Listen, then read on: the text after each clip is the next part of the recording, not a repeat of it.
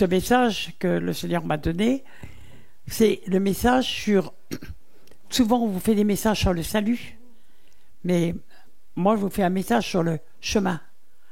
Le chemin. Vous savez, on a parlé de Père.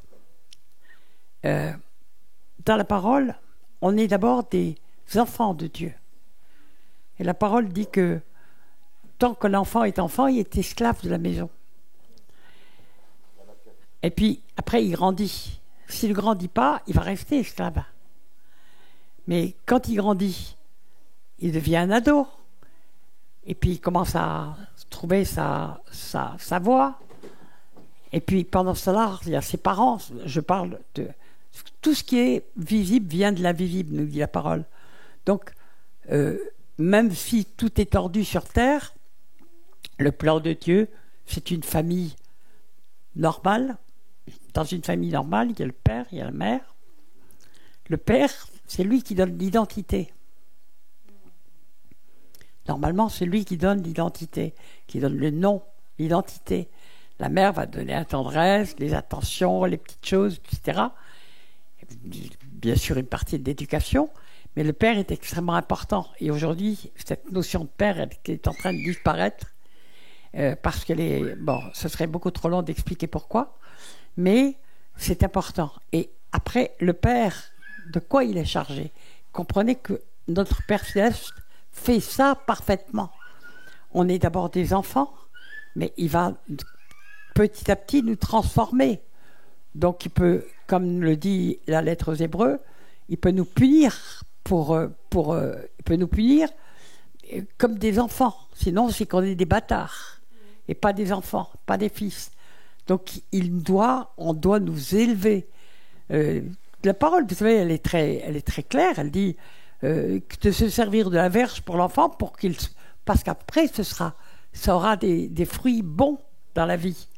Donc on grandit et puis après on devient soi-même des adultes. On va travailler, on va être indépendant. Donc dans la vie chrétienne, c'est pareil. On commence par être des enfants, on a besoin d'être nourris, on a besoin d'être... Et puis en même temps, le Seigneur va commencer à nous transformer petit à petit, puis nous redresser si on est complètement tordu. En général, on arrive bien tordu au Seigneur. En tout cas, moi, je suis arrivé bien tordu au Seigneur à 50 ans. Waouh! J'étais complètement disloqué. Mais le Seigneur m'a redressé, mais il m'a fait avancer. Et donc, après, on devient des adultes. Alors, on est des adultes, et puis on va... un adulte, qu'est-ce que ça fait? Ça fait, à son tour, c'est des enfants. On est d'abord des agneaux, on ne fait pas des enfants, mais après, on devient des brebis, on fait des petits. Oui ou non? D'accord, on fait des petits. Et puis après, l'apôtre Jean nous parle d'être des pères. D'être des pères.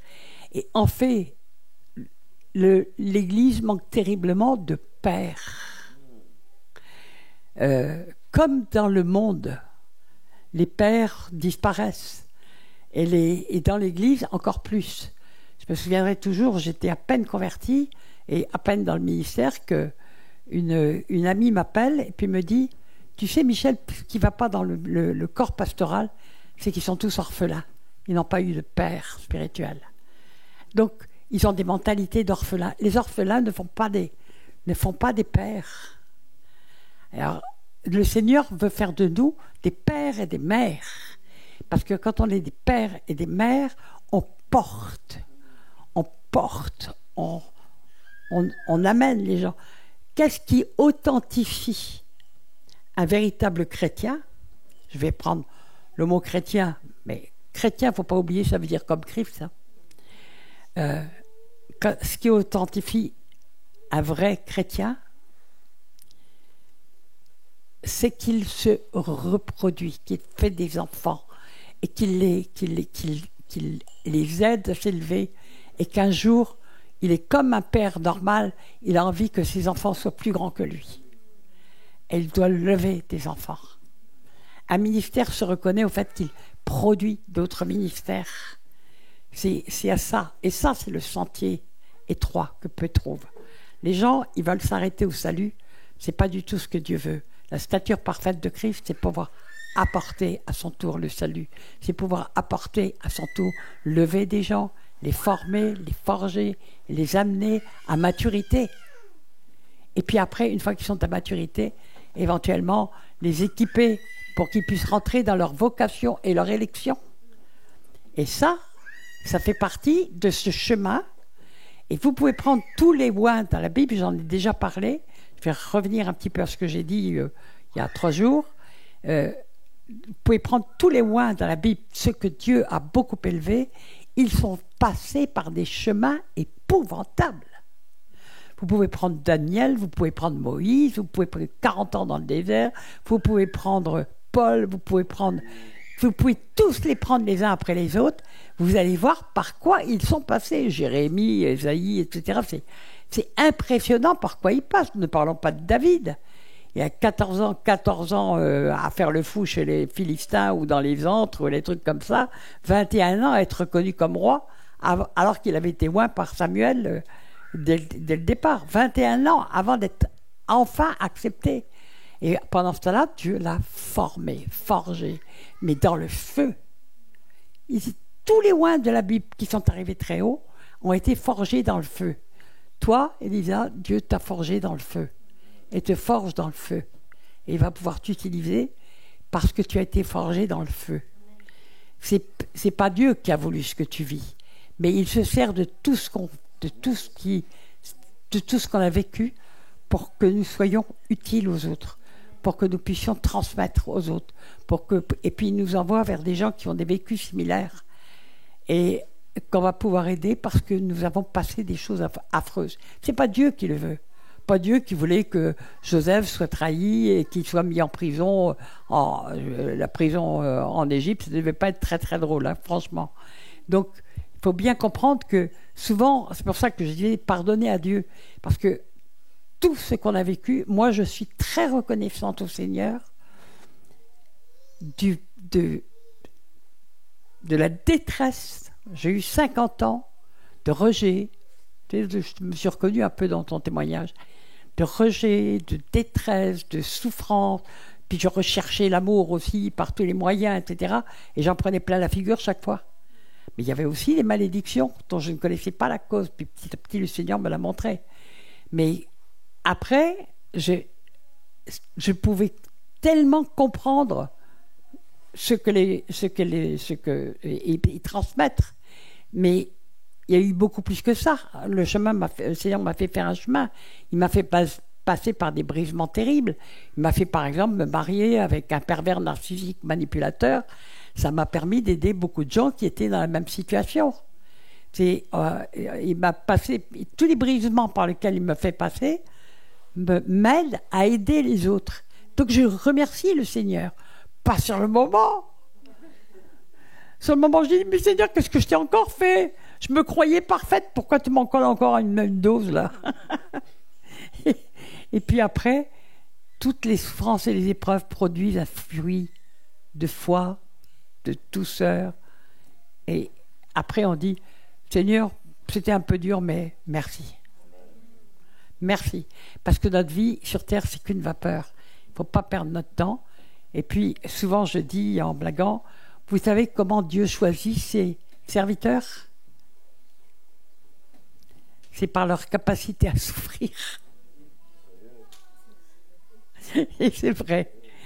Et donc, pendant que j'écoutais ton témoignage, je me disais, celle-là, le Seigneur va l'utiliser fortement. Alléluia.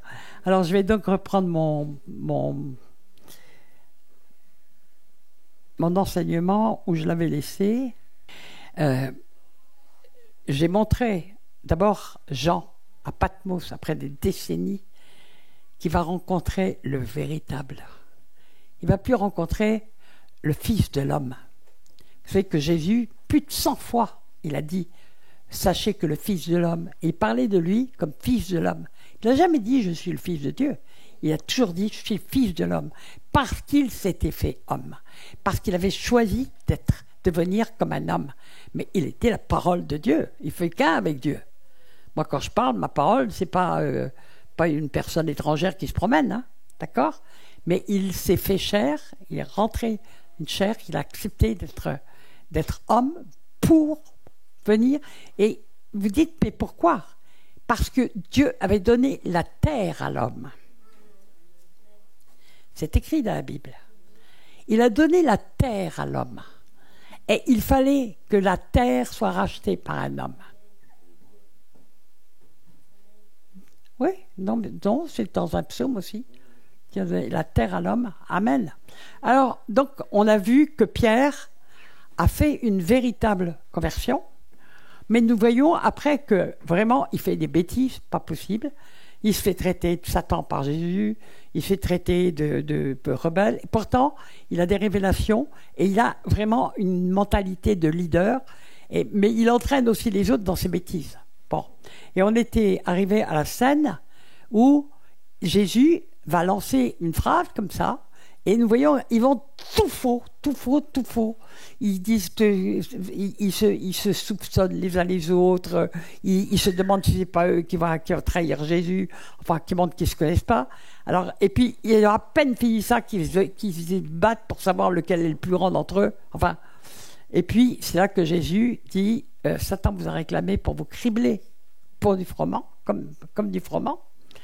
Et Jésus aurait pu dire, Satan, au nom de Jésus, tu s'en vas, ça va. Il était vaincu. Mais c'est pas ce qu'il a fait. Il fallait qu'il soit totalement brisé parce qu'il savait d'avance, il savait qu'il y aurait un fils de la perdition, mais il savait d'avance ce qu'il deviendrait une fois qu'ils auraient été complètement brisés et criblés, comme du froment. Alors on va reprendre à partir de... Donc nous savons ce qui s'est passé à la croix, nous savons ce qui s'est produit, j'en ai parlé, sur le fait que les apôtres n'ont même pas, ils n'avaient même pas cru le Seigneur, et que Dieu a choisi une Marie-Madeleine, une ex-prostituée dont il avait chassé 7 démons, pour se révéler qu'il était ressuscité et pour aller le dire à ses frères. Il dit à ses frères, parce qu'il sait ce qui va se passer. Il n'est pas en train de dire ils m'ont tous trahi, ils m'ont tous abandonné, ce qui était le cas. Jean est un petit peu à part parce que on sait que d'abord il était le seul à la croix de Golgotha. Il y a eu quand même Jésus qui a dit des paroles très étonnantes. Il a dit, en parlant de sa mère, on ne voit plus parler de Joseph, donc je suppose qu'il était mort. Elle dit, voilà ton fils, puisque le fils va mourir et va partir, va ressusciter mais partir. Donc elle lui donne un fils de remplacement, et probablement que Jean n'avait plus non plus de soutien de parents. Et à Jean, voilà ta mère.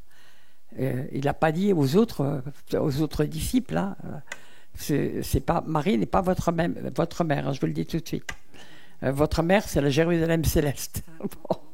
Alors, donc, Jésus prend soin de donner déjà de la consolation à Jean, donc c'est un petit peu à part.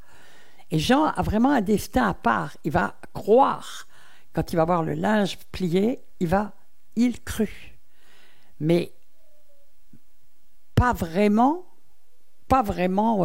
Pierre ni les autres apôtres à ce moment-là. Ils n'y croient pas vraiment. Ils n'arrivent pas à y croire. Ils pensent qu'on a volé le corps. Hein? Ils n'arrivent pas à croire vraiment que ils n'ont pas cru avant, même malgré ce que Jésus a dit, et ils ne sont pas encore rentrés. En plus, Pierre, avec la trahison qu'il fait, qui est aussi grave que celle si on y pense bien, elle est pratiquement aussi grave que celle de Judas. Parce qu'il lui a dit, moi je te renierai jamais. Et il y a une petite bonne femme, la servante qui arrive. Ah, moi je ne le connais pas, non, je ne le connais pas. Donc lui qui se prenait pour le plus courageux, il montre qu'il était lâche. Il est obligé de tout d'un coup comprendre qu'il était lâche et qu'il ne se connaissait pas du tout, qu'il faisait beaucoup d'illusions sur lui-même. Donc ça a été mon message d'hier, c'est pour ça qu'il pouvait s'intégrer dedans, les illusions qu'on peut avoir sur soi. Il fallait que toute illusion sur eux-mêmes, qu'ils soient totalement brisés. C'est ça la mort à soi-même. c'est perdre toute illusion. Quand Jésus a dit « sans moi, vous ne pouvez rien faire », ça veut dire que sans lui, on ne peut rien faire. On ne peut rien faire. On peut se croire fort, on peut se croire compétent, on peut se croire intelligent. Mais si on est intelligent, c'est que le Seigneur nous donne l'intelligence. Mais c'est lui qui nous donne, qui renouvelle notre intelligence, qui va nous permettre de faire tout ce qu'on peut faire. C'est lui qui permet qu'on vive, c'est lui qui permet qu'on respire, tout simplement. Amen. Donc, sans lui, on ne peut rien faire. Mais avec lui, on peut tout faire. Rien ne nous est impossible. Alléluia. C'est pas moi qui le dis, c'est lui qui l'a dit. Donc c'est la vérité, il est la vérité. Alléluia. Alors, on va voir un petit peu ce qui se passe après la croix, parce que ça fait partie de ce chemin qui va faire que les apôtres ont déjà subi beaucoup de brisements, mais ils vont continuer à pas en vivre, mais il va se passer autre chose après la croix. Alors, il y a déjà le chemin d'Emmaüs, vous savez, où les gens vont le reconnaître. Et puis Jésus qui apparaît comme ça au milieu d'eux, hein, c'est en Jean 21, 12. Jésus leur dit, alors là, je parle de Jésus qui va faire une pêche miraculeuse, qui va leur permettre de faire une pêche miraculeuse, qui est en train de cuire du poisson. Et Jésus leur dit, venez et mangez, c'est en Jean 21, 12. Et aucun des disciples n'osait lui demander qui es-tu, tant qu'ils ne le reconnaissent pas. Sachant que c'était le Seigneur. Ils savent que c'est le Seigneur, mais aucun n'ose le lui demander. Donc ils sont encore dans une forme d'incrédulité. Ils disent, c'est le Seigneur, mais est-ce que c'est vraiment lui? Est-ce qu'on peut lui demander s'il l'est, etc. Jésus s'approcha, prit le pain et leur en donna, et fit de même du poisson. C'était déjà la 3e fois que Jésus se montrait à ses disciples depuis qu'il était ressuscité des morts. Donc il les a vus déjà 3 fois. Hein? Et ils sont encore pleins de doutes. Ils sont encore craintifs en se disant, c'est vrai, c'est vraiment lui, il est vraiment ressuscité. Bon, et là, on va avoir une scène extraordinaire avec Simon, Pierre.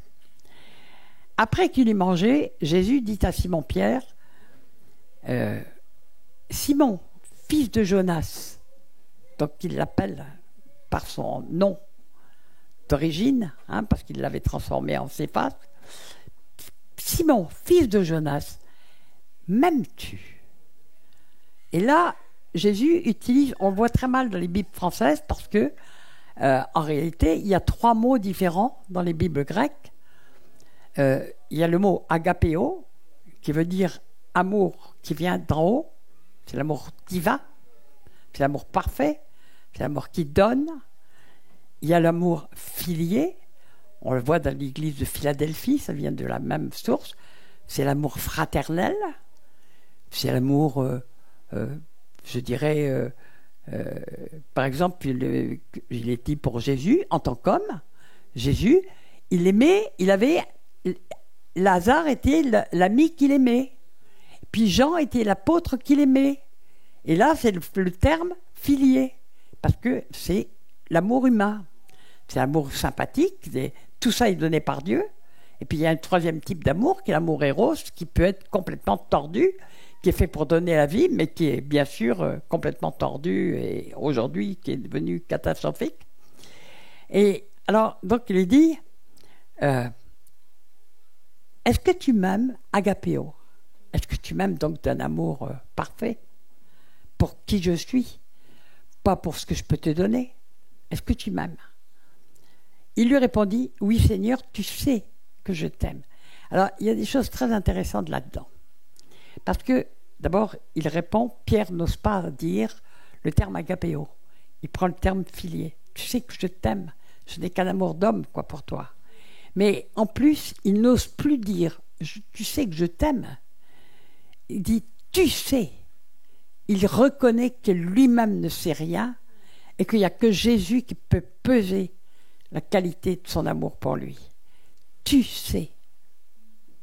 Toi seul sais. Moi, je ne sais plus rien de moi. Je croyais t'aimer et puis en réalité, je t'ai trahi. Il revient tout penaud, Pierre, là.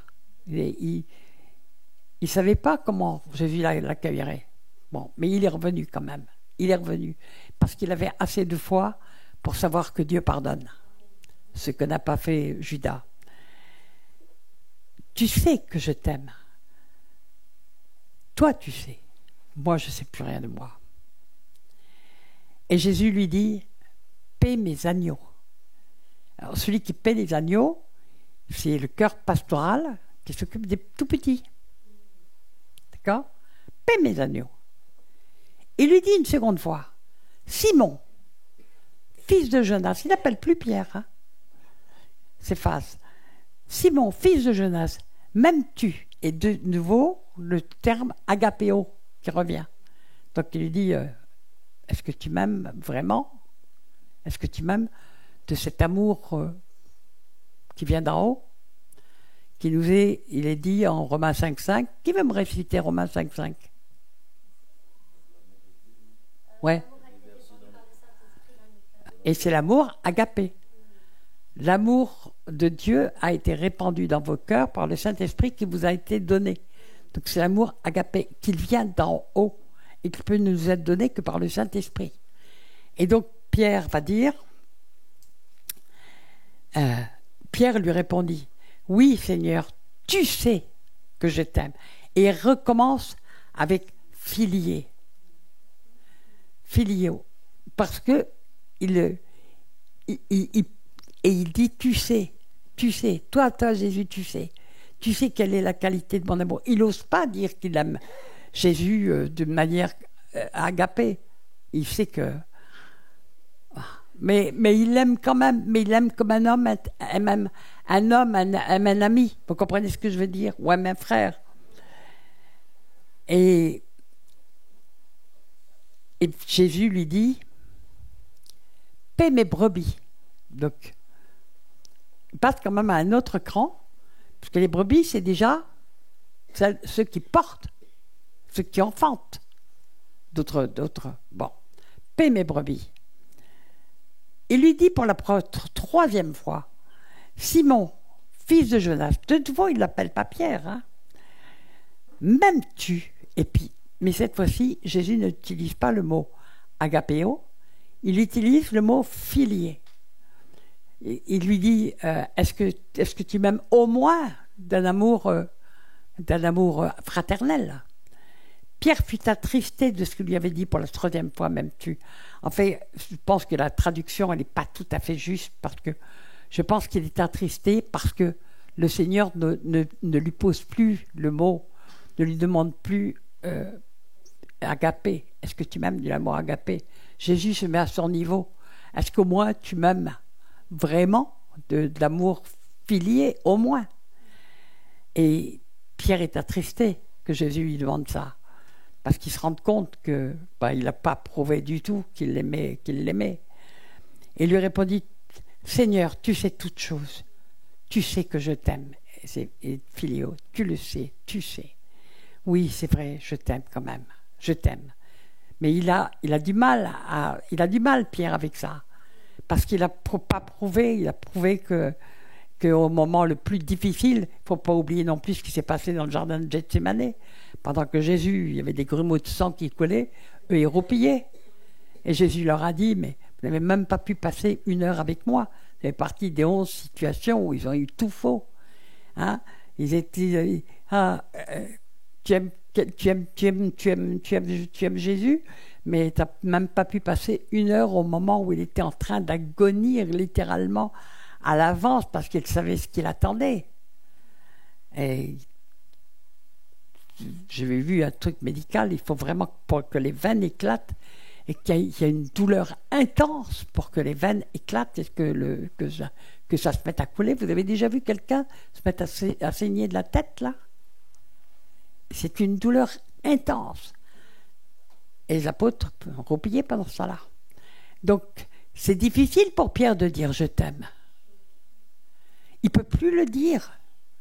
Avant la croix, « ah, jamais je te renierai ». Oh, mais ben. Et là, Pierre a été complètement brisé dans son illusion sur sa capacité d'aimer. Et il ose à peine le dire, quoi. Il dit, moi, je ne sais rien de moi, je ne sais plus rien de moi, je ne sais plus qui je suis. Mais toi, tu sais, Jésus, toi, tu sais. Toi, tu sais. Moi, je ne sais pas. Et combien de fois nous nous faisons des illusions sur la qualité de notre amour pour Christ. Mais le Seigneur peut nous mettre à l'épreuve pour nous montrer si vraiment on l'aime. Mais il ne le fera que quand on sera capable de supporter, parce que c'est un terrible brisement pour Pierre, c'est le brisement total de son orgueil, et ça fait partie du chemin étroit pour nous transformer, pour en faire un père. Jusqu'ici, c'était un fils, c'était même un enfant, quelque part. Mais là, il va commencer à le transformer en père, en quelqu'un qui va devenir une colonne pour son Église. Et on va le voir très vite.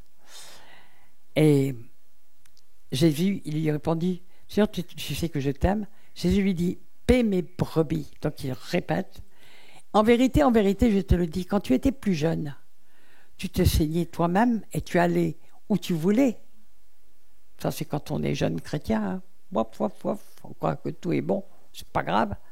Mais si on veut mûrir, il va falloir rentrer dans le sentier étroit. Et puis là, c'est plus nous qui faisons ce que nous voulons. Et tu te mèneras. Tu allais où tu voulais, mais quand tu seras vieux, il n'a jamais été vieux, hein, Pierre. Donc c'est quand il sera plus âgé, quand tu seras plus mûr. Tu étendras tes mains et un autre te ceindra et te mènera où tu ne voudras pas. On sait comment ça va se terminer pour Pierre. À la croix, à l'envers. Et c'est lui qui l'a réclamé. Il dit cela pour indiquer par quelle mort Pierre glorifierait Dieu. Amen. Donc Dieu, Jésus savait déjà tout d'avance. Là, il était ressuscité. Il n'avait pas encore sa stature divine, mais il avait déjà une stature autre. Il traversait les murs. Puis il va bientôt s'élever tout seul. Bon, ok. Alors, on voit que Pierre, là, il y a eu plein de brisements. Et là, on arrive à un brisement ultime où Pierre, il ne sait plus du tout qui il est. Il n'a plus aucune illusion sur les mêmes. Et quand on nous parle de Pierre, on nous parle de tous les disciples qui sont là, qui vont se retrouver dans la chambre haute quelque temps plus tard. Je vais prendre Jean 10. « Mais vous ne croyez pas parce que vous n'êtes pas de mes brebis. » Ils n'ont pas cru. Donc, c'est comme s'ils n'étaient pas de ses brebis. Mais Jésus voit tout d'avance. Donc, il les a gardés. Mais vous ne croyez pas. Il a prié pour que leur foi ne défaille point. Mais vous ne croyez pas parce que vous n'êtes pas de mes brebis. Donc, dans l'incrédulité, quelque chose de très grave. Ça veut dire qu'on n'est pas des brebis du Seigneur. Mes brebis entendent ma voix. Je les connais et elles me suivent. Je leur donne la vie éternelle. Elles ne périront jamais. Personne ne les ravira de ma main. Mon Père qui me les a donnés est plus grand que tous. Et personne ne peut les ravir de la main de mon Père. Moi et le Père, nous sommes un. Il y a beaucoup de gens qui se servent de ce passage pour dire mais on peut pas perdre la foi, on ne peut pas perdre le salut parce qu'on est dans la main de Jésus. Est-ce qu'on est vraiment dans la main du Seigneur? On est dans la main du Seigneur quand on a une foi totale. Et quand on a gardé la foi totale, quoi qu'il arrive.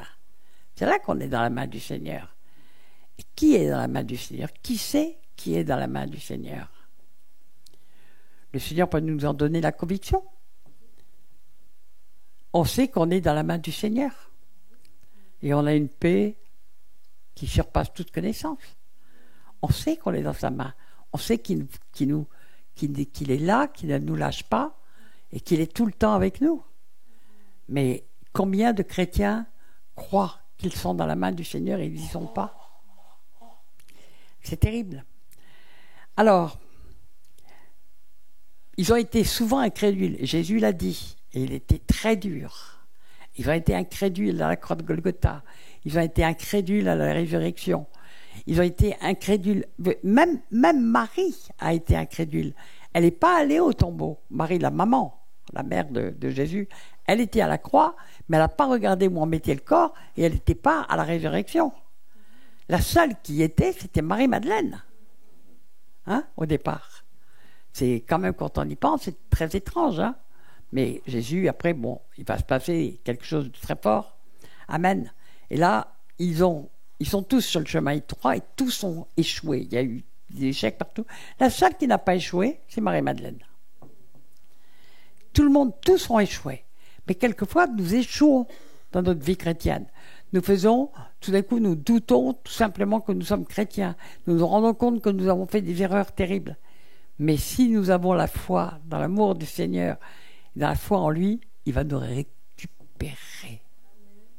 Amen. Mais il veut nous faire grandir dans la foi. Et souvent, les épreuves nous aident à grandir dans la foi. Parce que le Seigneur ne veut pas qu'on reste des bébés. Hein?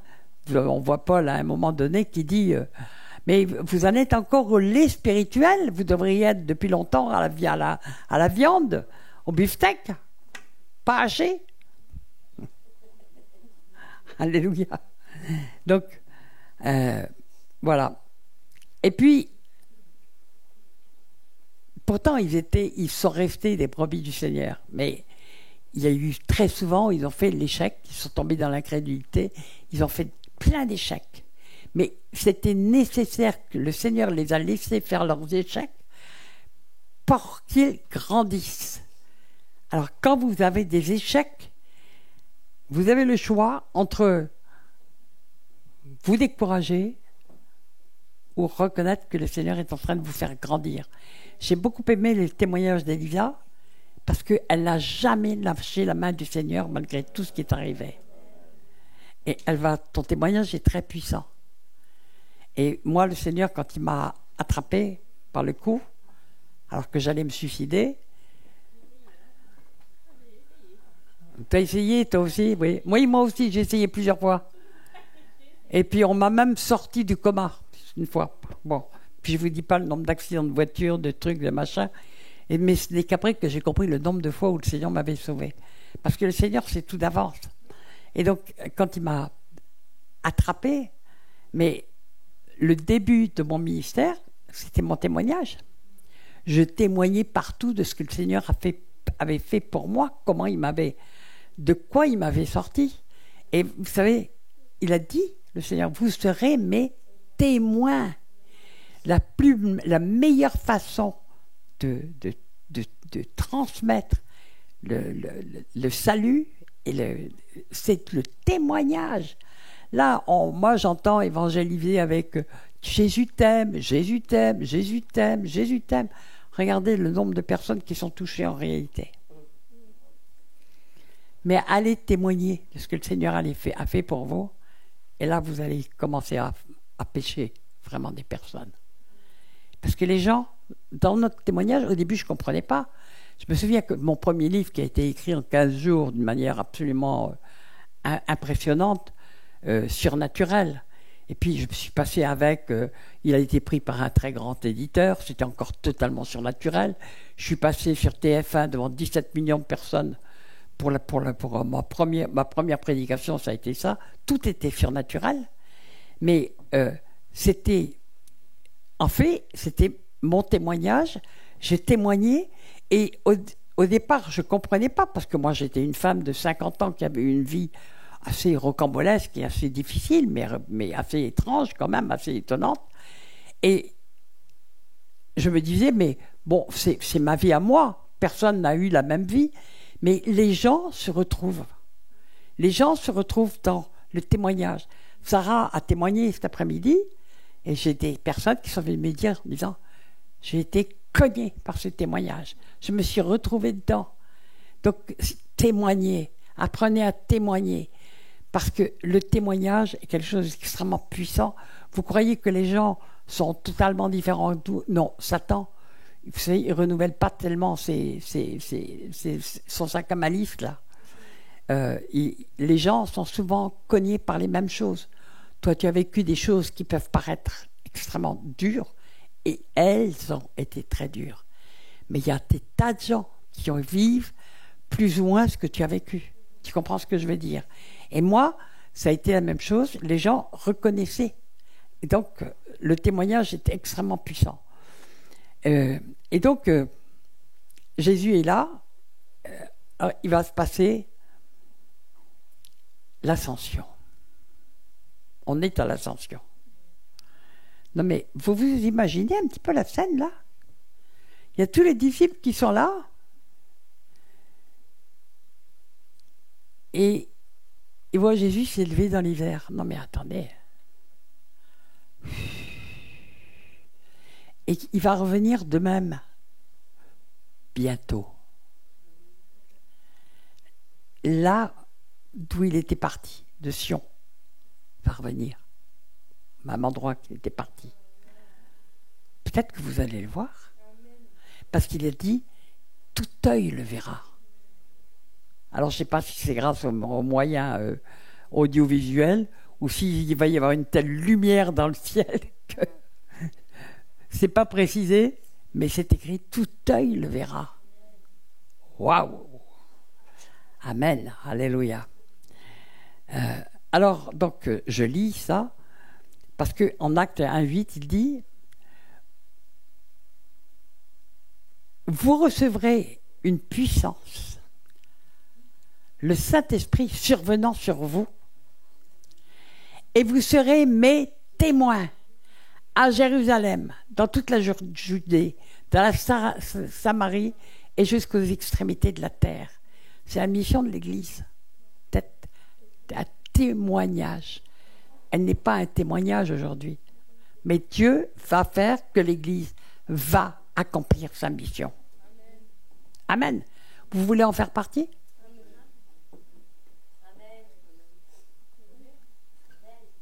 Ben oui. Si vous voulez en faire partie de cette Église qui va faire enfin accomplir sa mission, eh bien, le Seigneur va vous transformer. Amen. Après avoir dit cela, il fut élevé pendant qu'ils le regardaient, et une nuée le déroba à leurs yeux. Comme ils avaient les regards fixés vers le ciel pendant qu'ils s'en allaient, voici 2 hommes vêtus de blanc leur apparurent. Alors, c'est très intéressant parce que Marie-Madeleine avait vu 2 hommes, mais 2 anges étincelants. 2 hommes vêtus de blanc leur apparurent et leur dirent, « Hommes, c'est des anges, c'est clair, hommes galiléens, pourquoi vous arrêtez-vous à regarder au ciel? Ce Jésus qui a été élevé au ciel au milieu de vous viendra de la même manière que vous l'avez vu allant au ciel. » Oh, moi j'ai envie de le voir descendre. Je ne sais pas si je le verrai.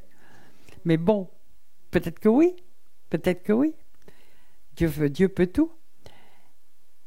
Et là, ils sont là, ils voient, ils croient, ils ont été transformés par le Seigneur. Mais vraiment transformés. Mais c'est pas fini. Derrière l'ascension, il y a la Pentecôte. Et là, ils vont recevoir quelque chose, ce qui a été promis par le Seigneur, et que beaucoup de chrétiens n'ont pas reçu. D'accord? C'est le baptême de feu qui transforme radicalement les personnes.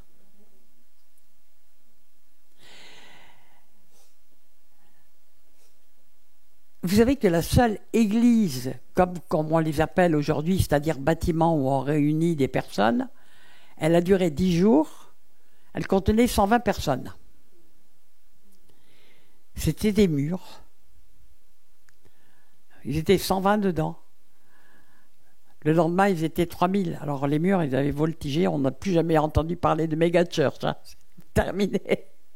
Après, mais ça va être la même chose à la fin des temps. Les églises vont être partout dans les maisons. Les maisons vont s'ouvrir et vont être tout simplement des lieux où on partagera la parole, on partagera la communion, on partagera l'amour surtout, et on partagera la parole, bien entendu. Ça va être ça, la dernière église, parce que nos systèmes humains sont à l'image des systèmes païens. C'est pas qu'ils sont obsolètes, ils n'ont jamais été de Dieu. Ils n'ont jamais été de Dieu. L'église n'a jamais été des histoires de bâtiments. Dieu n'est pas contre les bâtiments, mais l'église, c'est les chrétiens. C'est l'ecclésia. C'est l'assemblée des chrétiens, des vrais chrétiens. C'est pas un bâtiment avec un pasteur à la tête. Trouvez-moi ça dans la Bible, puis franchement, je change de Bible. D'accord. Ben oui, ça n'a jamais été ça. C'était la première église, c'était du partage partout. Ça n'empêchait pas qu'il y avait des apôtres, des évangélistes, des prophètes, etc. Mais ils allaient de maison en maison, et puis ils apportaient la parole, et les maisons s'ouvraient, etc., etc. Ils partageaient la communion, et puis après, Paul a été envoyé pour faire la même chose parmi les païens. L'apôtre Paul a été levé par Dieu, il est devenu l'apôtre des païens, alors que c'était un érudit en hébreu, et il avait été un pharisien. Mais non, Dieu l'a envoyé vers les païens. Amen. Et c'est pour ça qu'on est là. Le travail de Paul. Parce que Paul aussi a eu alors lui, il n'a pas eu le même chemin, Paul. Mais Paul a été brisé tout de suite. Parce qu'il était allé tellement loin dans sa conviction religieuse pharisienne qu'il en était à tuer tous les chrétiens en pensant que c'est une hérésie à éliminer tout de suite. Il est pote, puis on connaît l'histoire de Saul sur le chemin de Damas. Pourquoi me persécutes-tu, Paul? Saul, pourquoi me persécutes-tu? Quand on touche à un enfant de Dieu, on touche à Jésus. C'est pour ça que Dieu dit, touchez pas à mes oins. Quand on persécute des enfants de Dieu, c'est Jésus qu'on persécute. Amen. Alléluia. Alors,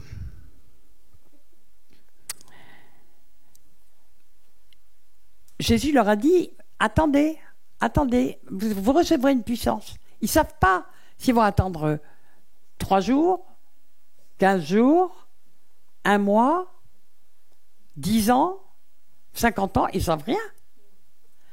Ils s'enferment dans ce lieu et ils commencent à prier, et à prier, et à prier, et à prier. Ils sont 120. Et dedans, il y a Marie, il y a tous les frères de Jésus, il y a toute la famille qui est là, il y a aussi tous les disciples qui sont là, il y a aussi tous les apôtres, sauf Judas, bien entendu, qui s'est suicidé. Et ils sont là, 120. Pas beaucoup, hein? Mais il va se passer quelque chose d'extraordinaire. Et à partir de ces 120, vous savez, il y a une phrase que j'aime énormément dans les Actes, c'est ce que les hommes disaient des apôtres. Voici les hommes, et puis c'était une accusation, hein, voici les hommes qui ont bouleversé le monde. Ah, moi j'aime cette phrase. Mais Dieu nous a donné les moyens de bouleverser le monde. Si on devient des chrétiens matures et que le Seigneur peut utiliser pleinement, il va permettre qu'on puisse bouleverser le monde. Vous avez envie de bouleverser le monde, vous? Moi, j'ai demandé au Seigneur de bouleverser la France. Je commence petit, hein. C'est comme l'histoire de la montagne, je commence petit. Mais vous pouvez déjà demander au Seigneur de bouleverser votre famille, de bouleverser votre ville, bouleverser votre quartier, bouleverser votre boulot, bouleverser... Commencez déjà. Et nous-mêmes, oui. Commencez par vous bouleverser vous-même. C'est dans Acte 17. C'est Acte 17, combien? 17,6. Voici les hommes qui ont bouleversé le monde. Oh, quelle horreur. Alléluia. Alors, donc, le jour de la Pentecôte, ils étaient tous ensemble dans le même lieu. Donc, ils sont dans la chambre haute que quelqu'un a mis à leur disposition. Ils sont 120, ils doivent être bien serrés.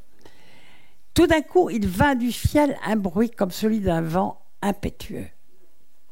Lisez bien ça, parce que Dieu, ce qui a déjà été, ce qui sera a déjà été, et Dieu ramène ce qui est passé. Est-ce que ça vous est arrivé? Moi, pas. Il vint du ciel un bruit comme celui d'un vent impétueux. Je dis, il m'a bien secoué comme le Seigneur. Et il remplit toute la maison où ils étaient assis. Des langues semblables à des langues de feu leur apparurent, séparées les unes des autres, et se posèrent sur chacun d'eux. Est-ce que quelqu'un a déjà vécu ça?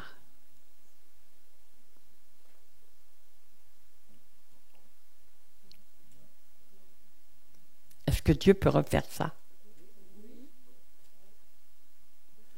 Parce qu'ils ne seront plus jamais les mêmes. Après, ils vont pouvoir bouleverser le monde. Bah, moi j'aspire à ce qu'il m'arrive ça. Seigneur, envoie-moi un vent impétueux et une langue de feu, là. Je veux bien bouleverser plus que la France, s'il le faut. J'ai besoin de ça. Alors, des langues semblables à des langues de feu leur apparurent, séparées les unes des autres, se posèrent sur chacun d'eux. Sur chacun d'eux. Chacun va recevoir une dose de feu extraordinaire. Et ils furent tous remplis du Saint-Esprit, et ils se mirent à parler en d'autres langues, ce que l'Esprit leur donnait de s'exprimer.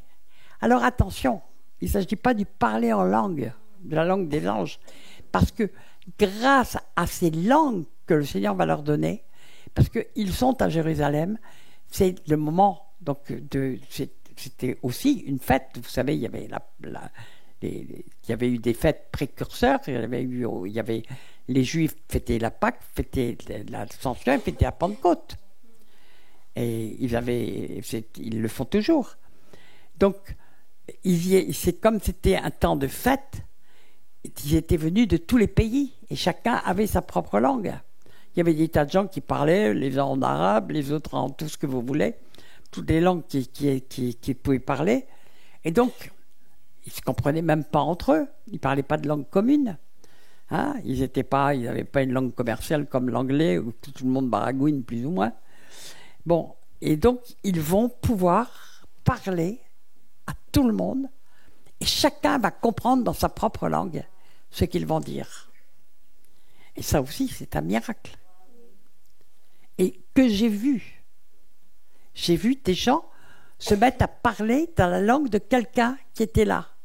Je me souviens par exemple d'un exemple d'une femme que j'avais amenée dans l'église, dans ma première église, et puis tout d'un coup quelqu'un se met à parler en langue.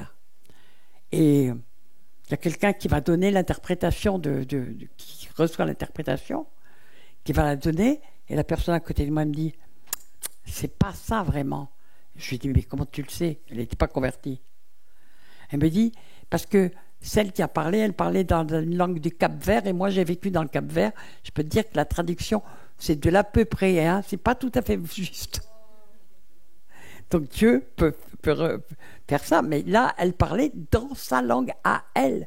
Et en fait, c'était pour elle. Malheureusement, elle n'a pas suivi. Mais elle était liée par la franc-maçonnerie, comme ce n'était pas possible.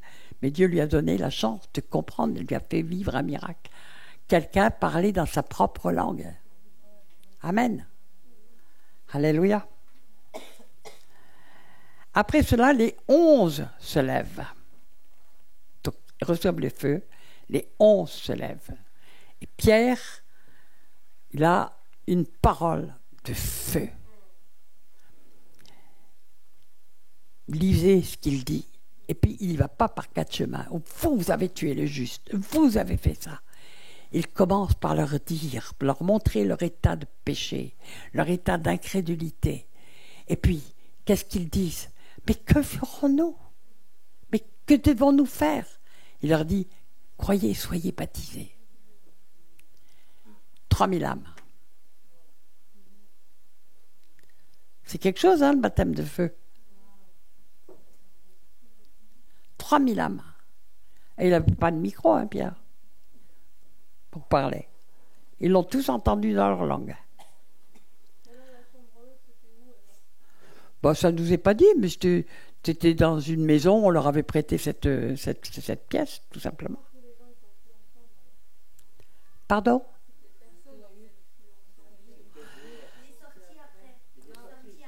Il est dit qu'il se présentait à près de 500 témoins après sa résurrection. Donc, ils se sont retrouvés, et puis ils ont obéi, ils sont allés il leur a dit, attendez, et vous recevrez une puissance. Et à l'ascension, ils devaient être très nombreux, déjà réunis. D'accord ? Parce que Jésus avait déjà eu 500 témoins, nous dit la parole, qu'il avait vu ressusciter. Donc, au moment de l'ascension, ils devaient déjà être très nombreux. D'accord ? Donc, forcément, les 120 qui ont décidé de se réunir, ou une chambre haute. Ça ne nous est pas dit. Il n'y a rien à rajouter à la parole. Il y avait beaucoup de maisons qui étaient grandes. D'ailleurs, c'est pour ça qu'ils se réunissaient quelquefois beaucoup dans les maisons. Il y avait les maisons pouvaient être très grandes, puis des gens étaient généreux et mettaient leur maison à disposition. Chambre haute, il y avait effectivement souvent des chambres hautes. On le voit aussi dans l'Ancien Testament. Ça faisait partie des coutumes d'avoir des chambres hautes où les gens se mettaient. D'accord ? Mais moi, je ne rajoute pas la parole. Hein. Il ne nous est pas dit du tout que c'était la terrasse d'un temple. Alors donc, 3000 âmes. Alors, on va revenir à Jean. Donc, Jean a tout vécu, tout cela. Et il a vécu des choses en plus des autres. Il a vécu, donc il était à la croix. Il était le seul disciple qui était à la croix de Golgotha avec quelques femmes. Il a vécu tout cela. Il était particulièrement proche de Jésus. Jésus lui a dit, voilà ta mère, etc. Donc il y a eu un mot de consolation pour les deux. Il a vécu des choses en plus, genre. On peut croire que ça y est, il a tout vu. Il était à côté de Pierre quand les 11 se sont levés. Tous les autres apôtres sont morts, persécutés, tués. Ils sont tous morts prématurément. Il n'y en a aucun qui est mort vieux. Mais Jean a échappé à la mort. Il a été fait prisonnier. Il a été envoyé à Patmos, qui est une île grecque. Hein. Et je pense que c'est une île où il y avait que pour qu'on le mette là, c'était une sorte d'exil pour qu'on l'oublie.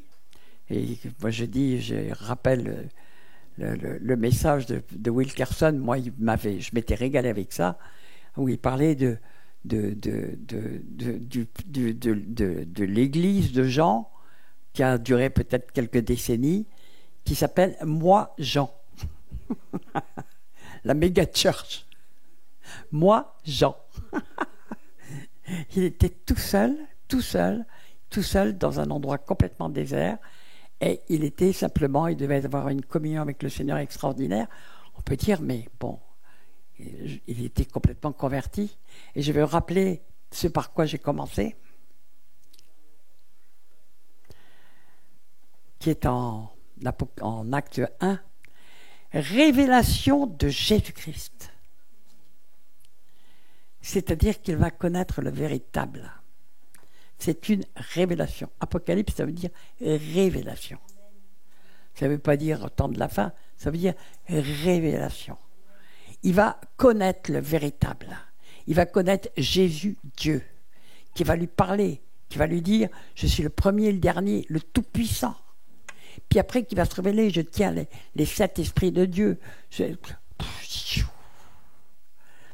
Et c'est encore un autre niveau de conversion, qui est la connaissance du véritable. Et donc, nous voyons tout le long de... Je vais continuer à lire ce passage, hein, mais nous voyons que il est dit d'ailleurs dans le Testament, « Cherchez à me connaître, dit Dieu. Cherchez à me connaître, car ma venue est aussi certaine que celle de l'aurore. » Oui, sa venue est aussi certaine que celle de l'aurore, où Jésus va revenir. Cherchez à me connaître. On le connaît progressivement. Vous savez comment on connaît quelqu'un progressivement ? En passant beaucoup de temps avec lui. Il y en a plusieurs d'entre vous qui sont mariés, je suppose. Vous n'avez pas appris à connaître votre conjoint progressivement? Même les parents avec leurs enfants, vous ne prenez pas à les connaître progressivement? Vous ne les découvrez pas tous les jours un peu plus? Et puis on ne les connaît jamais tout à fait? Eh bien, Dieu nous invite, cherchez à me connaître, cherchez à le connaître, car sa venue est aussi sûre que celle de l'horreur. Donc, Jean a eu un privilège incroyable, c'est celui de connaître le véritable, de pouvoir voir en face le Dieu Tout-Puissant, sans mourir. Il est juste tombé au sol.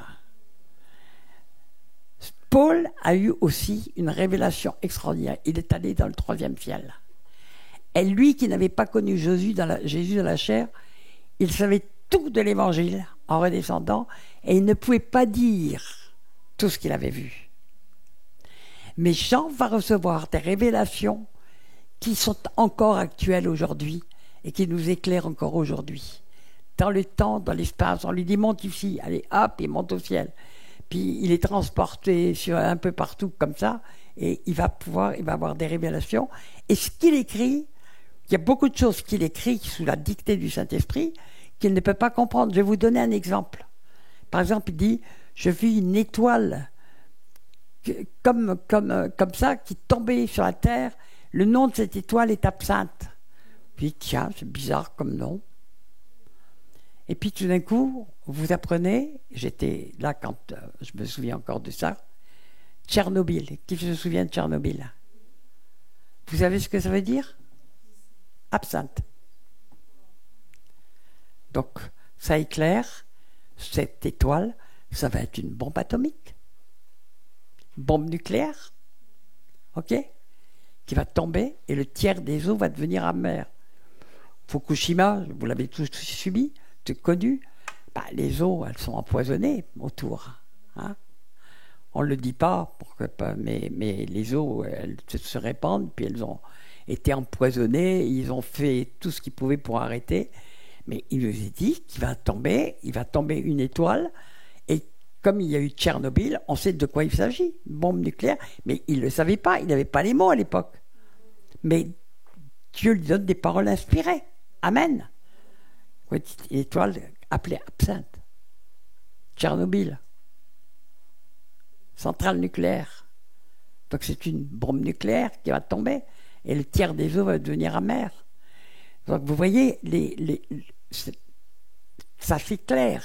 Mais ce que va recevoir Jean est complètement fou. Parce que quand il l'a écrit, il ne pouvait pas comprendre. Il parle à un moment donné de sauterelles qui passent par-dessus les montagnes, mais vous avez des descriptions des hélicoptères. Ou même des drones. Même des drones. Il nous dit des choses extraordinaires.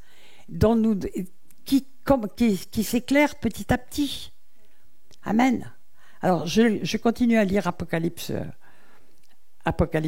1. Révélation de Jésus-Christ, que Dieu lui a donné. Donc, c'est Dieu qui lui a donné cette révélation de qui est le véritable Jésus, pour montrer à ses serviteurs les choses qui doivent arriver bientôt. Bientôt, avec le Seigneur, ça peut durer 2000 ans, hein, ou 3000, bon, comme il veut. Et qu'il a fait connaître par l'envoi de son ange à son serviteur Jean, lequel a attesté la parole de Dieu et le témoignage de Jésus-Christ, tout ce qu'il a vu. Heureux. Donc il y a une bénédiction qui est promise. Celui qui lit et ceux qui entendent les paroles de la prophétie et qui gardent les choses qui y sont écrites, car le temps est proche. Et en fait, c'est perpétuel. Moi, j'ai eu l'occasion d'écrire un livre sur l'Apocalypse avec un flamand, un avocat flamand, mais qui parlait français, heureusement pour moi.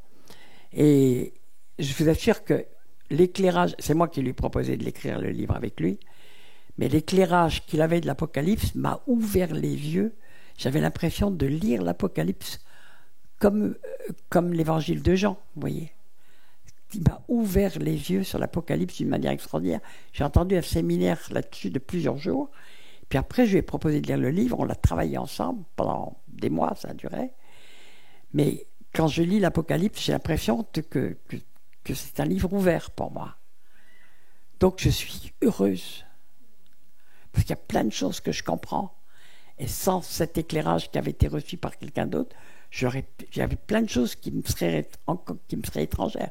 Mais il y a encore des choses qui me sont étrangères. Mais il y a des chapitres que je lis, je les vois s'accomplir sous mes yeux, actuellement. Où il y a d'autres choses, je sais que je vois les signes précurseurs et je sais que ça va arriver bientôt. Amen. Alors, je veux rappeler 2 Pierre 1. 2 Pierre 1. Comme sa divine puissance nous a donné tout ce qui contribue à la vie et à la piété. Vous avez reçu, par la divine puissance de Dieu, tout ce qui contribue à la vie et à la piété, au moyen de la connaissance de celui qui nous a appelés par sa propre gloire et par sa vertu. Nous devons apprendre à connaître qui est le véritable Jésus. Et ça, nous ne pouvons le connaître. Nous avons vu comment Pierre a pris de temps et d'erreurs avant de pouvoir vraiment le connaître. D'accord ? Et Jean, combien d'années avant de rencontrer le véritable, le Dieu vivant, le Tout-Puissant, le Créateur de tout, par qui Paul dit, tout a été créé par lui et pour lui. C'est le Créateur. Waouh! Qui s'est fait homme, d'accord? Qui nous a appelés par sa propre gloire et par sa vertu, lesquels nous assurent de sa part les plus grandes et les plus précieuses promesses, afin que par elles vous deveniez participants de la nature divine, en fuyant la corruption qui existe dans le monde par la convoitise. Et nous voyons que c'est au moyen de la connaissance de Jésus. Cherchez à connaître le Seigneur. Et on n'a jamais fini d'apprendre à le connaître. Il y a bien sûr par sa parole, il y a par la communion, mais il y a aussi par toutes les épreuves qu'on peut avoir sur le chemin étroit, on apprend à le connaître. Et il faut les accepter, ces épreuves, parce que ça change notre foi. Ça transforme notre foi. La foi, c'est la confiance. C'est la confiance dans le Seigneur. Et le Seigneur dit que notre foi, c'est la chose la plus précieuse à ses yeux qui soit. C'est plus précieux que tout. C'est plus précieux que l'or périssable. C'est la foi. La foi, c'est la confiance. On a confiance dans quelqu'un qu'on connaît parfaitement et qui est fidèle. On prononce ces mots, il est fidèle. Mais il est la lumière, il est l'amour, il est tout. Il est tout en tout. Il est tout. Il est... Il y a une chanteuse, je ne sais plus comment elle s'appelle, j'aimais beaucoup. On sentait, elle pleurait quand elle chantait ça, mais c'est une Africaine, je ne me souviens plus comment elle s'appelait, peut-être tu t'en souviendras. Qu'est-ce que j'aimais l'entendre chanter. Et elle disait, tu es le roi de l'univers. Et elle pleurait en même temps. Tu ne te souviens pas de ce chant? Oh, c'était il y a quelques années. En français, et puis c'est une Africaine. Non, c'est pas Maggie Blanchard, elle est canadienne, je la connais très bien, Maggie. À cause de cela même, faites tous vos efforts. Donc on a quelque chose à faire. Et nous allons voir la progression. Faites tous vos efforts pour rejoindre à votre foi, ça commence par la foi, la vertu. À la vertu, la science, c'est-à-dire la connaissance de Dieu. À la science, la tempérance. À la tempérance, la patience. À la patience, la piété. Vous voyez qu'il y a une progression. À la piété, l'amour fraternel. Et là, il parle filié. À l'amour fraternel, la charité. Et là, c'est agapé. Donc, nous voyons qu'il y a une progression. Il y a une progression. Tout ça ne nous arrive pas tout cuit dans le bec. Il dit, faites tous vos efforts. Quels sont ces efforts? C'est chercher à connaître le Seigneur, chercher à lui obéir, avoir la joie de lui obéir. Et puis quand on voit sa main, notre foi augmente Et plus notre foi augmente, plus on va chercher à le connaître. Vous savez, c'est un cycle comme ça. On peut rester sur le chemin étroit ou on peut partir sur la large avenue de la perdition. On peut rester en travers de la porte du salut. On ne verra pas le millénium. Hein. Ça, c'est sûr. Et en plus, on peut perdre son salut. Il y a des gens qui disent on ne peut pas perdre notre salut. C'est pas vrai. C'est pas ce que dit la parole. Il dit qu'on est sauvé qu'en espérance. Dieu n'a pas prévu qu'on passe juste la porte du salut. Il a prévu qu'on prenne le chemin étroit. Amen. Car si ces choses sont en vous, et ils sont avec abondance, elles ne vous laisseront point oisifs. Alors ça, je peux vous garantir que c'est la vérité. Hein. Quand on est serviteur de Dieu, si on est vraiment des serviteurs de Dieu, waouh, qu'est-ce qu'on peut bosser, purée. Bon, j'ai fait beaucoup de burn-out avec le Seigneur. Car si ces choses sont à vous, ils sont avec abondance, elles ne vous laisseront point oisifs, ni stériles, pour la connaissance de notre Seigneur Jésus-Christ. Mais celui en qui ces choses ne sont point est aveugle, il ne voit pas de loin, il a mis en oubli la purification de ses anciens péchés. Comment on se purifie de nos anciens péchés? Par la repentance. Mais il y a beaucoup de déni souvent chez les gens. Il y a beaucoup d'oubli. Il y a du déni qui est involontaire. Et les gens en souffrent parce qu'il y a plein de malédictions qui continuent, des problèmes, etc. Et on doit dire, Seigneur, révèle les choses. Seigneur le fait quand on peut les supporter, parce que souvent, les gens qui ont vécu des vécus terribles, ils sont dans l'oubli complet. Il y a une amnésie. Et c'est une amnésie de survie. Mais très souvent, on met en oubli, oh ben Dieu, ça y est, tous mes péchés ont été cloués à la croix, ça y est, je suis libéré. Et puis les gens ne se sont pas repentis. Et ils se croient sauvés. Et moi, je sais que quand le Seigneur m'a saisi, j'ai eu, le jour de ma conversion, je suis resté des heures par terre dans les larmes. Mais après, ça a duré des années, ma repentance. Parce que le Seigneur me rappelait des péchés. Et il y a des choses qui sont remontées. Et au fur et à mesure, je pouvais demander pardon au Seigneur. Puis il y avait des choses où je n'avais pas du tout conscience que c'était un péché. Moi, je faisais beaucoup d'occultisme. Je ne savais pas que c'était mal. Bon, il a fallu que le Seigneur m'éclaire. J'avais fait des avortements. Pour moi, j'étais une 68arde. Moi, je ne savais pas que c'était mal. Les chrétiens me disaient, les avortements, c'est mal. Oh là, c'est horrible. Je dis, oh, ils sont gentils, ces chrétiens, mais ils sont quand même un peu arriérés mentaux, quoi. Mais le Seigneur a mis 3 ans à me montrer la gravité de ce que j'avais fait. Et quand j'ai commencé vraiment à prendre conscience de l'horreur de ce que j'avais fait, je peux vous dire qu'est-ce que j'ai pu pleurer devant le Seigneur. Mais je ne peux pas tout vous raconter. Mais la manière dont le Seigneur m'a petit à petit transformé, c'est quelque chose. Mais merci Seigneur.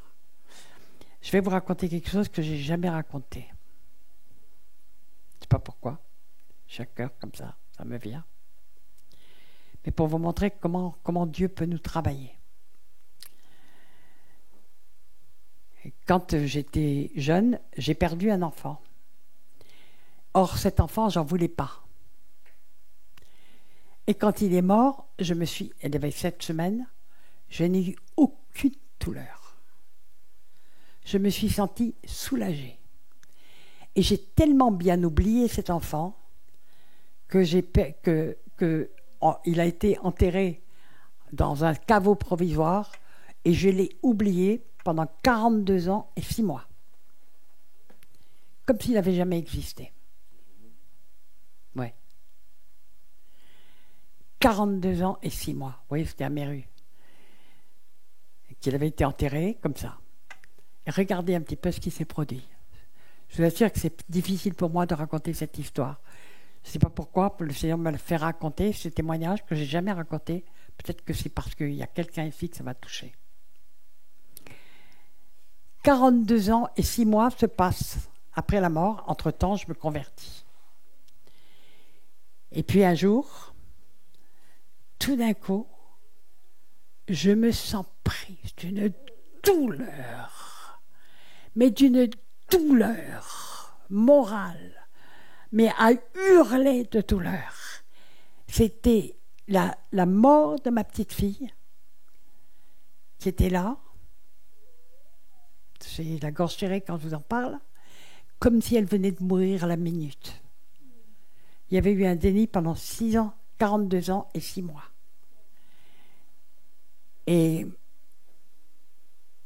Mais j'étais dans un état de douleur, ça a duré des semaines. Puis j'ai dit, mais Seigneur, mais elle est où? Elle est où cette petite fille que j'ai complètement oubliée, que j'ai laissée dans un caveau provisoire? Et je décide d'appeler la mairie de Méru, où elle était enterrée. Et j'ai dit, voilà, je voudrais retrouver... J'explique. Et on me dit, écoutez, appelez le gardien du cimetière, il n'y a que lui qui peut vous répondre. J'appelle le gardien du cimetière, il dit, écoutez, moi, je suis un nouveau gardien, mais mon prédécesseur notait absolument tout. Et il dit, je vous rappelle dans un quart d'heure. Et il me rappelle un quart d'heure après, et il me dit, j'ai retrouvé l'endroit où votre fille a été enterrée. Rien n'a été bougé depuis 42 ans. Rien. Il n'y a rien. C'est un morceau de terre où il n'y a rien. Rien n'a été bougé. Et j'ai dit, est-ce que je peux venir? Il m'a dit oui. J'ai dit, est-ce que vous pourrez me montrer l'endroit? Il m'a dit oui. Je suis venue à Méru. Donc ça s'est passé il y a presque 20 ans maintenant. Je sais qu'à l'époque c'était 42 ans, 6 mois, je pourrais retrouver la date exacte. Et je vais et je vois un bout de terre. Et c'est comme si mon enfant était mort l'heure d'avant ou la minute d'avant. Je me suis mis à pleurer, à pleurer, à pleurer. Puis j'ai demandé qu'on construise une tombe, qu'on mette son nom dessus. Comme si je disais, ma fille a vécu. Ma fille a été importante. Elle a transformé ma vie. Elle a contribué à m'amener à Christ. Parce qu'elle m'avait contribué. Ça faisait partie des brisements qui m'avaient conduit à Christ.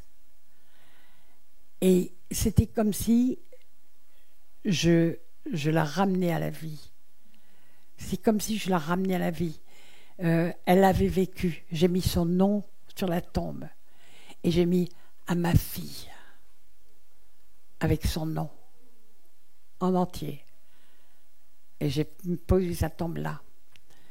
C'est pour vous dire que quelquefois, il y en a des dénis dans la vie, terribles.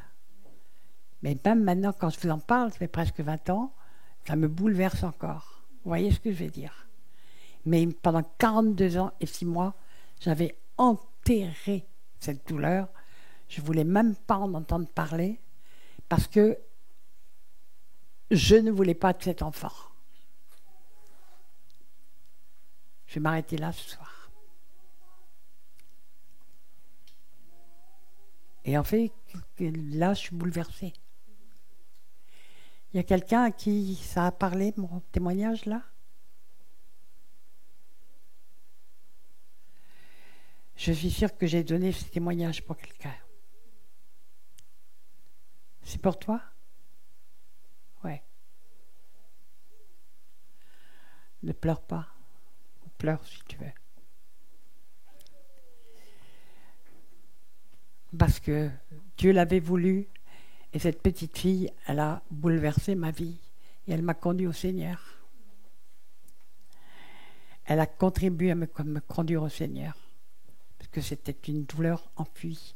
Elle est tellement enfouie profondément qu'elle n'a pu sortir que 42 ans et 6 mois après. Amen. Mais mon message, c'est apprenez à connaître Jésus-Christ. Cherchez à me connaître. car ma venue est aussi sûre que celle de l'aurore. Si tu peux me dire quel est le verset, c'est dans l'Ancien Testament. Si vous voulez le noter, cherchez à me connaître. Cherchez à connaître le véritable. Cherchez à connaître qui est Jésus. Sortez des petits Jésus, sortez des Jésus copains. Il est le Dieu Tout-Puissant. Il dit à Jean, je suis le premier et le dernier et le Tout-Puissant. Il est pas le Jésus copain. Je voulais vous lire Ésaïe 9,6. Je vais peut-être le faire. Quelle heure est-il? Je vais le faire. Je vais vous montrer la progression dans la connaissance de Jésus à travers une prophétie de l'Ancien Testament. Ésaïe 9,6. Et vous verrez que la plupart des gens en sont restés, en restent.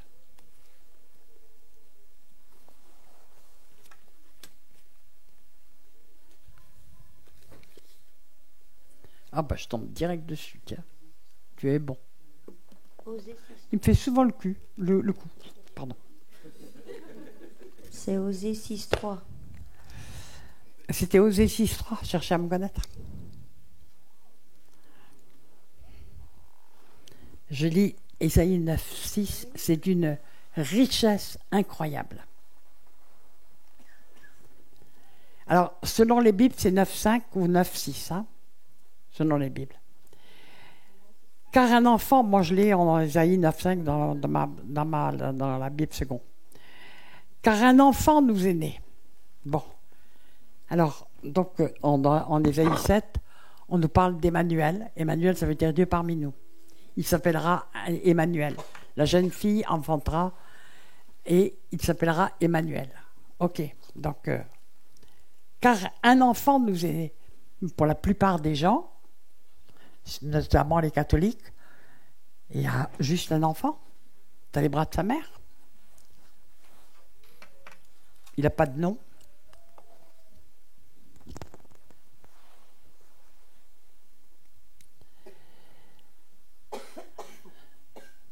Un fils nous est donné et la domination reposera sur son épaule.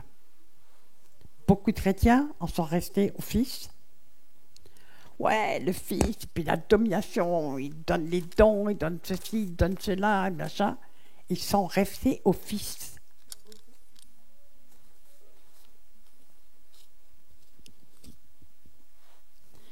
Puis tout d'un coup, il est écrit, on l'appellera. Vous savez que quand on donne un nom, c'est on met une existence. On met la véritable existence. Votre bébé, il a une existence officielle à partir du moment où vous lui avez donné un nom. D'accord? En l'occurrence, un prénom. Mais dans la Bible, il n'y a pas de prénom, il n'y a que des noms.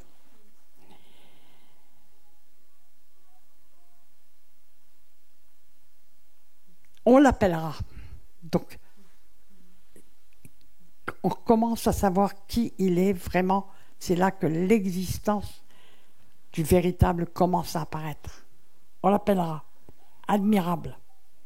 Alors c'est un mot qui dit, c'est un mystère, c'est un truc complètement fou. Quand c'est un mot qui est très rarement employé, toi qui connais l'hébreu, tu dois pouvoir dire quel mot est utilisé et regarder où il est. C'est un mot très fort, j'avais regardé, mais je ne me souviens plus ce qui est, mais tu es beaucoup plus compétent que moi là. Mais c'est un mot très puissant, ce n'est pas un mot courant. Admirable, ça veut dire...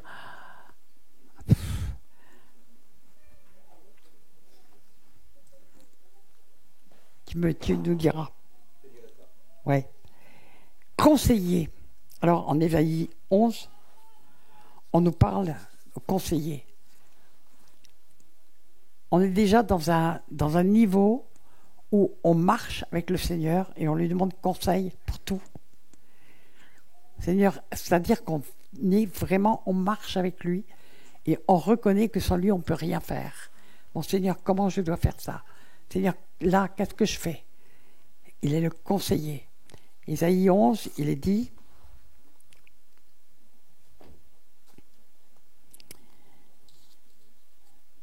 En On nous parle de... Puis un rameau sortira du tronc d'Ésaïe, et un rejeton naîtra de ses racines.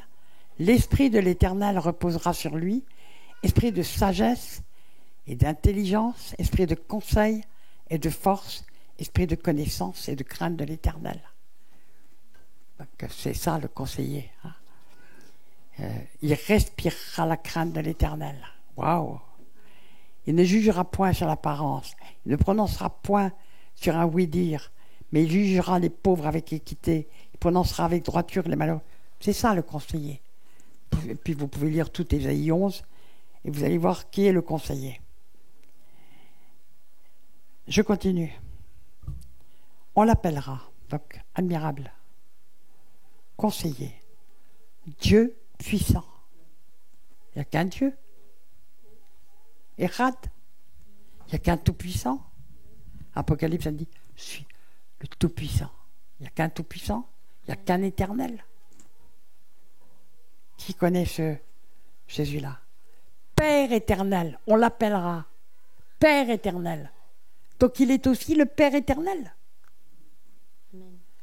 Prince de la paix. Le prince de la paix, c'est celui qui va revenir sous une forme que les hommes pourront regarder sans mourir. Mais tout œil le verra. Et il va apporter la paix sur la terre. Et c'est peut-être proche. Quelques années quand même, hein, parce qu'entre-temps, il y a eu 7 ans de tribulation de toute façon. Père éternel. Waouh. Tu as trouvé le... C'est le mot pélé. Oui. C'est miraculeux, c'est merveilleux. Oui, C'est quelque chose d'étonnant et de... c'est un truc presque un mystère, quoi. Ça nous dépasse. Étonnant, miraculeux, quelque chose qu'on ne peut pas avoir sans révélation. Voilà. C'est un terme assez spécial, pélé, effectivement. Et oui, c'est bien ce dont je me souvenais. Amen. Oui. Donc, c'est pour vous dire, là, vous avez un raccourci des étapes de connaissance de Jésus. Quand on a compris qu'il est en même temps le Créateur de tout, le Père éternel, le Tout-Puissant, et que c'est lui qui va revenir, mais sous une forme glorieuse, mais que l'homme va pouvoir voir, tout œil le verra, eh bien, on commence à se rendre compte que nous devons apprendre à le connaître. Ne restons pas ni au petit Jésus, ni au Jésus copain.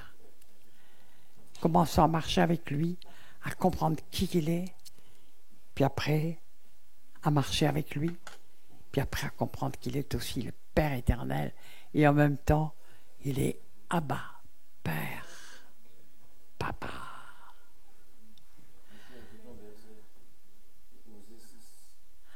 Ah, c'est Osée 6.3.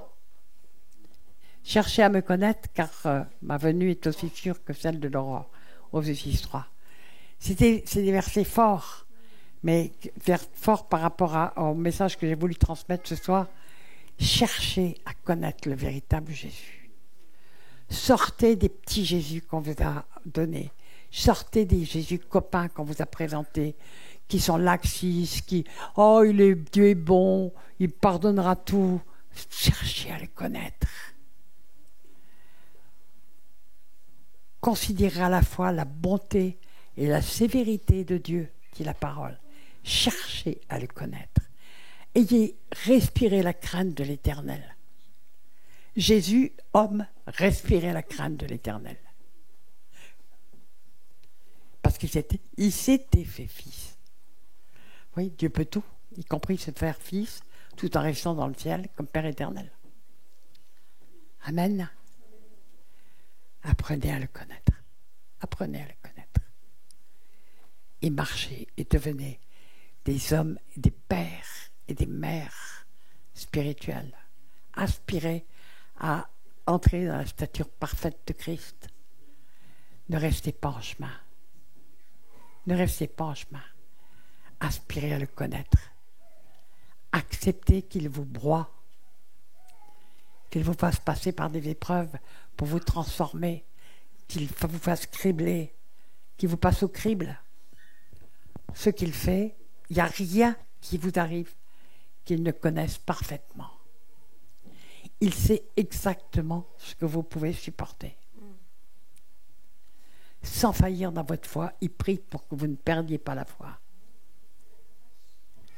Réconciliez-vous avec lui. Réconciliez-vous avec votre passé. Rien n'est arrivé par hasard. Rien n'arrive par hasard. Essayez juste d'accepter et puis dire, Seigneur, pourquoi tu m'as fait vivre ça? Il vous le dira. Je vais m'arrêter là ce soir. Je voudrais qu'on ait... Je ne sais pas ce qu'on va faire. On va faire un peu de louange. Je vais laisser le Seigneur nous éclairer. Mais je crois qu'il veut... Vous savez, c'est un message que le Seigneur me fait préparer depuis longtemps. Parce qu'il me l'a fait vivre ces derniers temps. Je croyais savoir des choses, mais il m'a encore amené plus loin de la connaissance. Et il faut aspirer à le connaître de plus en plus, de mieux en mieux. Et plus vous le connaîtrez, plus vous l'aimerez. Amen, exactement. Plus vous pourrez un jour dire « Je t'aime de l'amour agapé ». Pour le moment, je suis encore dans l'amour filié. Je t'aime pour ce que tu me donnes, mais je veux t'aimer pour qui tu es. Et pour aimer quelqu'un pour qui il est, il faut apprendre à le connaître. Amen. Plus on le connaît, plus on est émerveillé. Plus on dit, on l'appellera, et après on prononce son nom. Le seul nom qui nous a été donné, Yeshua, Dieu sauve. Il fait beaucoup plus que ça. Alléluia. Je sens que, je sais pas, moi je suis ému. Je sens la présence de Dieu.